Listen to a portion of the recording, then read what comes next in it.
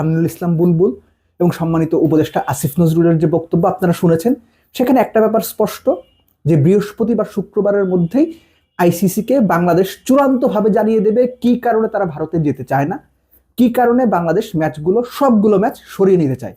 এখন কথা হচ্ছে, যদি কোনোভাবে বাংলাদেশ শেষ পর্যন্ত ভারতে গিয়ে খেলতে রাজি হয়, আখ পিচ ভবিষ্যৎ বর্তমান চিন্তা করে, তখন বাংলাদেশের দর্শক এই ব্যাপারটা কিভাবে নেবে? বিসিবির অবস্থান সাধারণ ক্রিকেট ভক্তদের কাছে কেমন হবে? একই সঙ্গে সরকারের অবস্থানকে দর্শকরা কিভাবে দেখবে? প্রাণ সসের মাখামাখি টেস্ট বার্গারকে করে তোলে আরো ইয়ামি আরো জোস। প্রাণ সস, সসের বস। একটা ব্যাপার তো সত্যি যে আবেগের ঊর্ধ্বে উঠেও বাংলাদেশের বিশ্বকাপ না খেলাটা অবশ্যই একটা সেটব্যাক।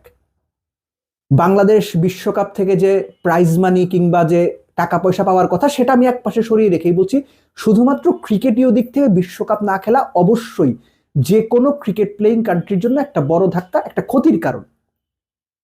একই সঙ্গে বিশ্বকাপ ক্রিকেট খেলতে গিয়ে আপনি আপনার সেলফ ডিগনিটি, দেশের অবস্থান, দেশের ক্রিকেটার কোচিং স্টাফদের নিরাপত্তা, দেশের যে দর্শকরা খেলা দেখতে যাবে তাদের নিরাপত্তা, যে সাংবাদিকরা কাভার করতে যাবে তাদের নিরাপত্তা, এই এতগুলো বিষয় কম্প্রোমাইজ করে সত্যিকার অর্থেই বাংলাদেশ কি কোনোভাবে পজিটিভলি ভাবতে পারে যে না, বিশ্বকাপটা আমরা ভারতে গিয়ে খেলি, শেষ পর্যন্ত চেষ্টা করেও যদি না পারি তারপরেও একটা অপশন খোলা রাখি?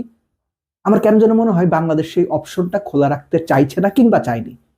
বাংলাদেশের hard line, straight line, either Bharat থেকে বাংলাদেশের ম্যাচগুলো সরিয়ে নেওয়া হবে, শ্রীলঙ্কাতে খেলা দেওয়া হবে, অথবা বাংলাদেশ বিশ্বকাপ ভারতে গিয়ে খেলবে না।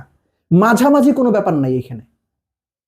এখনো পর্যন্ত বাংলাদেশের সব কর্মকাণ্ড কথাবার্তা শুনে অন্তত আমার কাছে সেটাই মনে হয়েছে।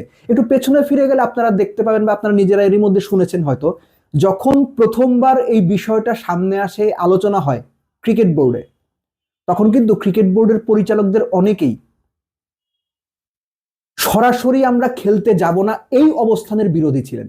আপনি তাদেরকে দোষ দিতে পারবেন না, আপনি কোনোভাবেই তাদের বলতে পারবেন না তারা ভুল কিছু বলেছেন, কেননা আপনি যখন কোনো কিছু, তাদের ব্যক্তি জীবনেও পয়েন্ট অফ নো রিটার্নে চলে যাবেন, সেখান থেকে কিন্তু আপনার ব্যাক আউট করার আর কোনো অপশন নেই। সো বাংলাদেশ ক্রিকেট বোর্ড তথা বাংলাদেশ সরকারের সাথে কমিউনিকেশন করে, কিংবা হতে পারে সরকারেরই সিদ্ধান্তে, বাংলাদেশ এখন বিশ্বকাপ খেলার ইস্যুতে পয়েন্ট অফ নো রিটার্নে চলে গেছে।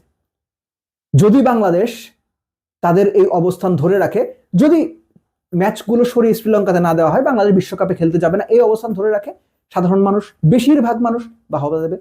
যদি বাংলাদেশ কোনো কারণে কনভিন্স হয়ে, আমি আবারও বলছি, কোনো কারণে কনভিন্স হয়ে ভারতে খেলতে যায় বিশ্বকাপ, সিকিউরিটি কনসার্ন যেটা আছে সেটা অমিট করেই, সিকিউরিটি নিশ্চয়তা নিয়েই, প্লেয়ার, কোচিং স্টাফ, দর্শক, সাংবাদিক, সবার সিকিউরিটি কনসার্নের ব্যাপারে যে নিশ্চয়তা, সেটা নিয়েই যদি খেলতে যায়, বাংলাদেশের ক্রিকেট প্রেমী দর্শকদের কাছে ক্রিকেট বোর্ডের অবস্থানটা কি খুব পোক্ত থাকবে?